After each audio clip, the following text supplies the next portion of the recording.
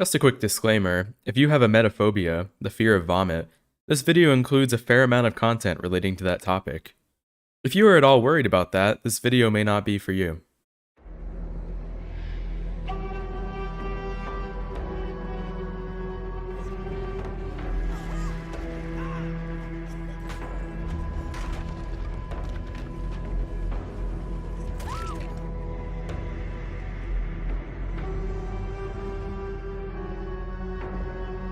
Welcome. Today we'll be taking a look at DBD's 11th DLC chapter, called Demise of the Faithful. It released in March of 2019 and added the expected one survivor, killer, and map. The killer introduced for this chapter is the Plague, a devout priestess who desperately attempted to save her people from a sudden sickness.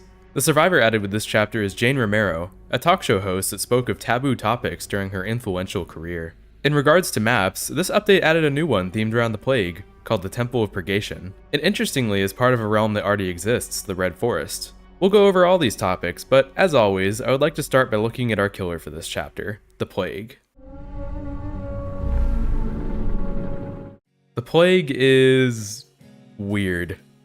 I don't really know how else to describe her. That might sound negative, but I really don't mean to be. She's just weird, something that I'll cover a lot of throughout this video. Admittedly, the weirdness comes a lot more from her gameplay, but when it comes to story, the Plague's is a great one. In her past life, she was known as Adiris and lived in the ancient city of Babylon, which interestingly makes her easily the oldest killer in the game when it comes to the time period she originates from. Anyway, Adiris was immensely faithful to her religion, praying to many different gods. She eventually worked her way up to being the high priestess of Babylon, but a sickness quickly swept through Adiris and her followers. Adiris herself contracted this plague and eventually succumbed to it, but before dying, she sent out a desperate plea to any god that may answer. She got a response, but it wasn't exactly the god she was looking for. The Plague story is one that I sort of unexpectedly started to appreciate more over time. She's compelling enough as a character, but I absolutely love the way the entity's influence was portrayed. Not everything is directly explained, but you can make some disturbing assumptions based on the information given. Adiris isn't at all a bad person, and yet now she is forced to endlessly kill survivors for the entity. We as the reader can only assume that when Adiris cries out for a god, the entity answered and forced her to forever serve it. It's left quite ambiguous as to why the Plague relentlessly murders for it, but one can assume that the Plague either hopes to save her people from the sickness, or perhaps Adiris just views the entity as one of many gods that she reveres, seeing the survivors as noble sacrifices to appease the gods. Oh, and I haven't even talked about her archives entry, which expands even more on this already interesting character. Without going into too much detail, the Plague's archive entry basically confirms even further that Adiris clings to her humanity, but is also extremely faithful, which in a lot of ways is her biggest mistake. In this new story, she feels sorry for the people being forcibly sacrificed to the gods, but at the same time sees it as a necessary evil, something that simply has to be done. It ends with Adiris herself sacrificing what is basically her father figure, all because of some influence by the entity.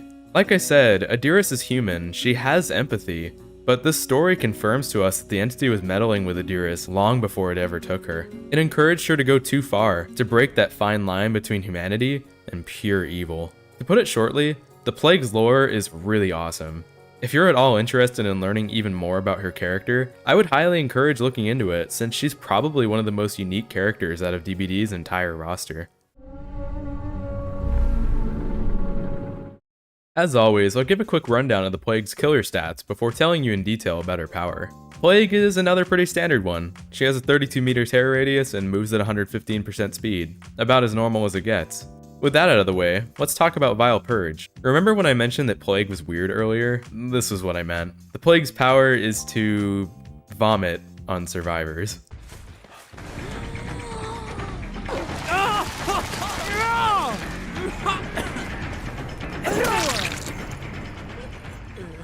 Okay, that's a really simple explanation. There's a lot more to it than that. So for starters, the Plague's vomit is a mostly close-range projectile that can hit multiple survivors at a time. It has an arc to it, which can allow the person playing Plague to manipulate where the projectiles end up.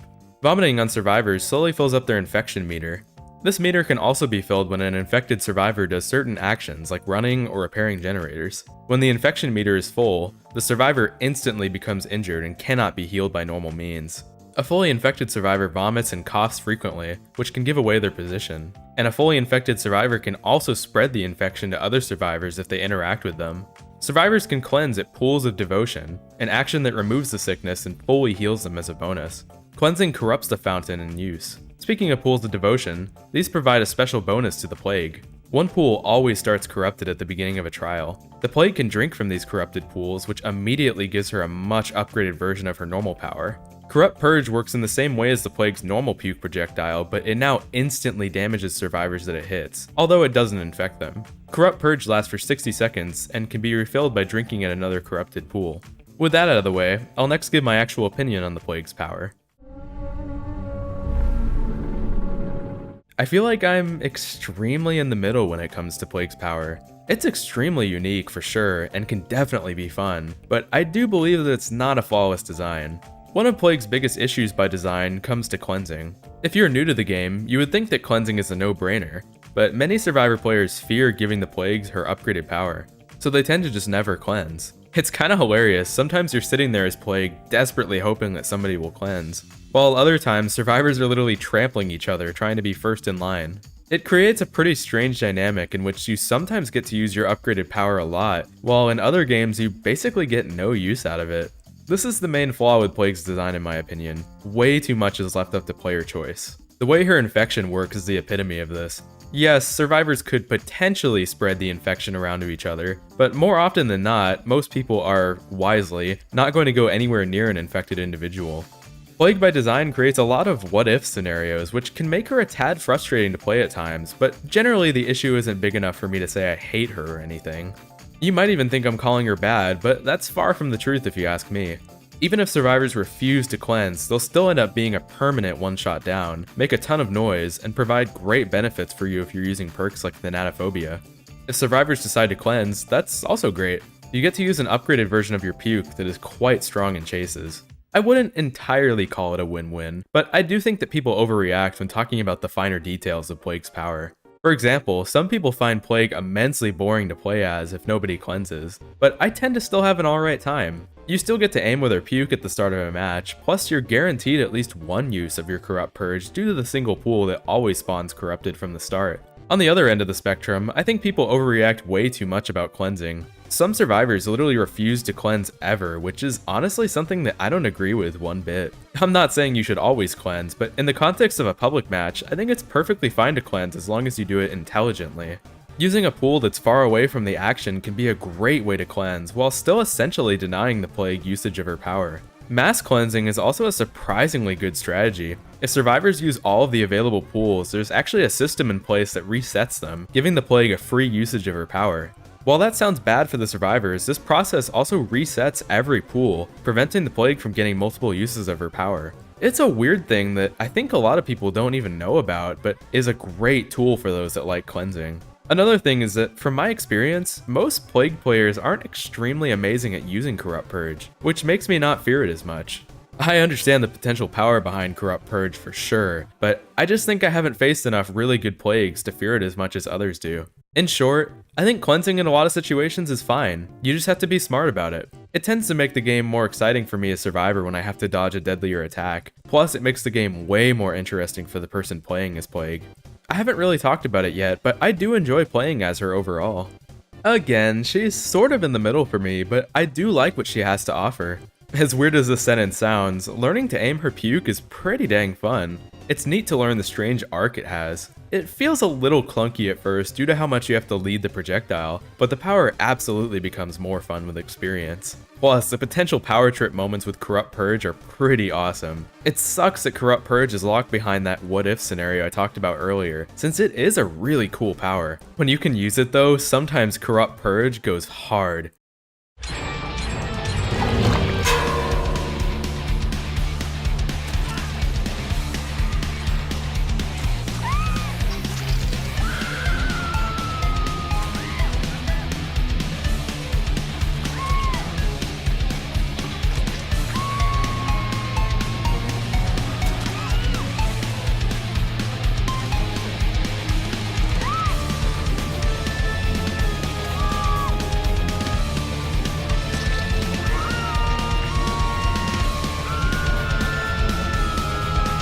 It can rip through entire teams given the right situation, and it also has some great synergy with one of Plague's own perks that I'll talk about in the perk section of the video. Still, it's nothing like the feeling of playing Oni, but then again, nothing really compares to the potential ridiculous power trip moments he can provide.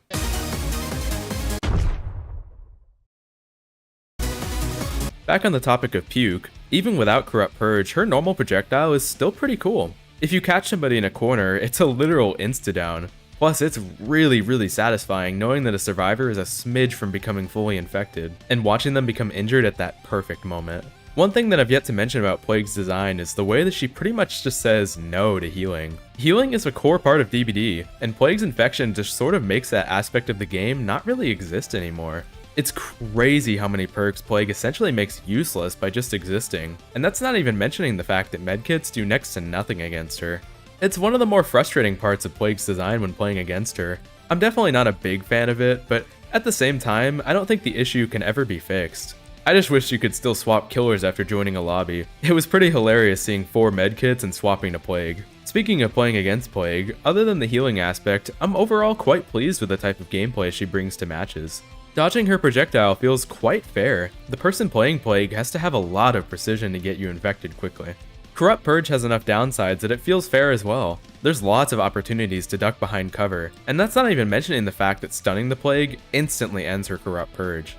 Other than some gross aesthetic details that I'll talk about, I quite like facing the Plague. It's a fun experience that doesn't feel at all similar to any other killer in the game. Something that I never really see people talk about is that Plague essentially ended what was, in my opinion, a streak of pretty poor killer designs when it comes to gameplay. Just to visually show you what I mean, here are the 3 killers that came out before Plague, and here's the 3 that came out after Plague. She sort of started a new era which contains some pretty amazing designs, which I find really cool.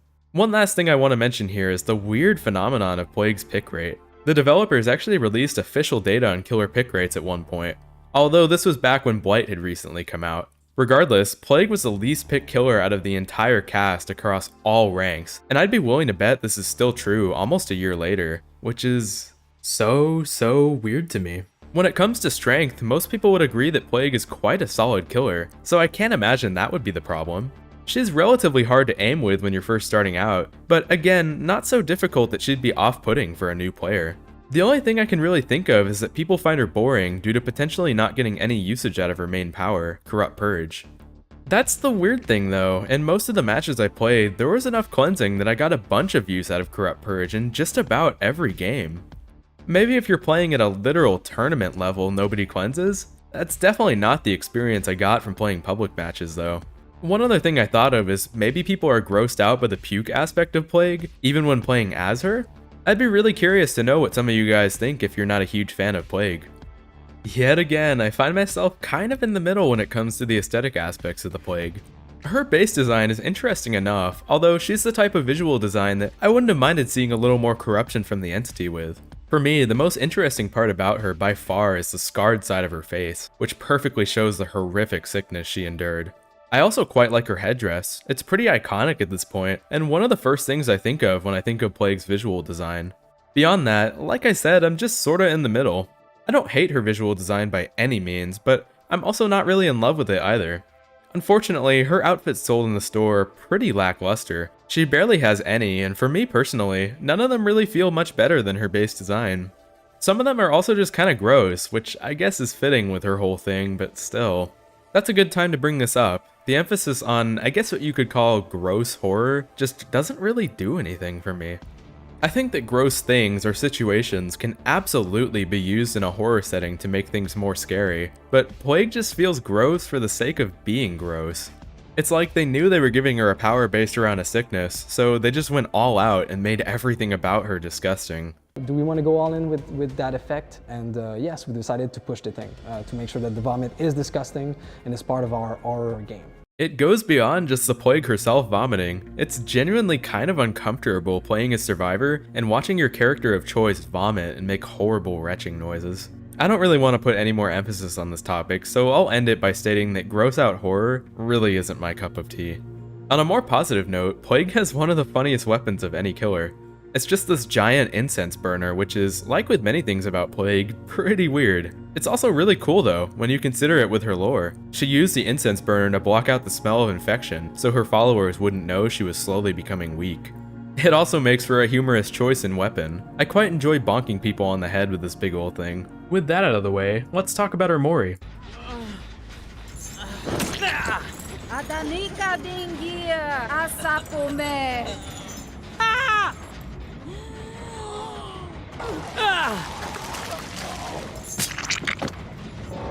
You'll never guess my thoughts on it. Yep, it's weird.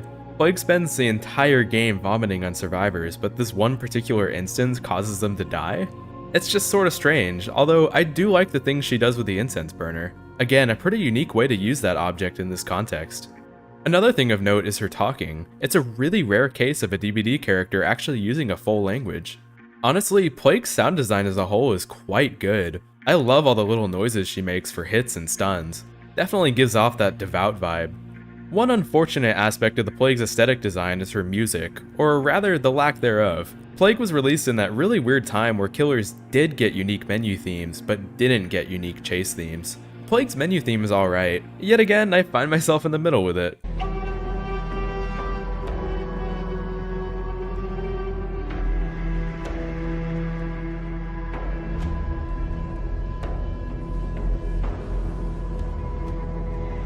The track definitely fits Plague as a character quite well, but I don't personally find the theme as memorable as some of my other favorites.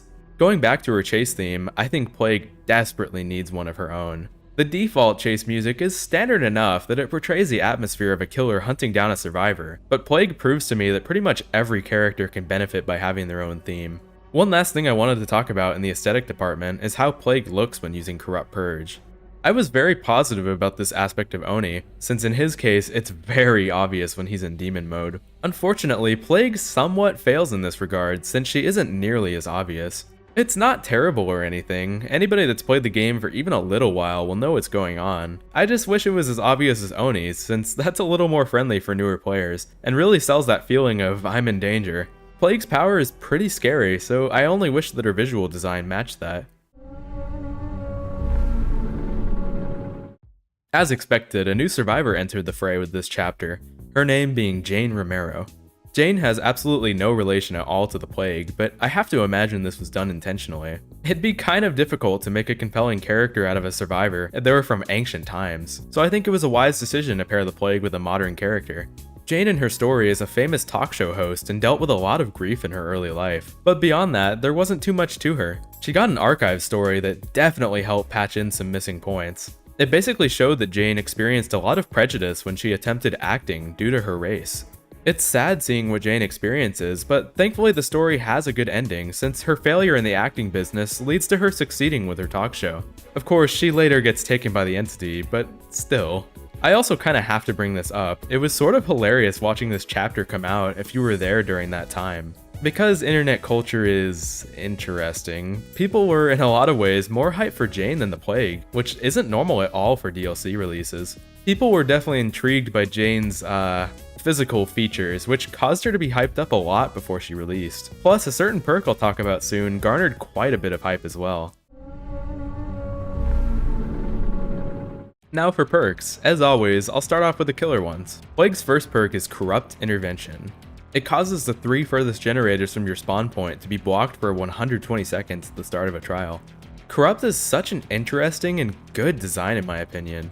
It's reliant on some luck, so it won't always be perfect, but it can do some real work given the right context. It also allows setup killers to get their stuff, well, set up, and it's also just a great delay to the start of the game. In my opinion, Corrupt is the best designed slowdown perk in the game. It's strong, but not too strong so that it feels overwhelming. Like, don't get me wrong, Corrupt is really good, but I can't even think of a way it should be nerfed, nor would I really want it to. If the game's balance were to change drastically, Corrupt might need a change, but as it stands right now, it's an incredibly powerful, yet also well-designed killer perk.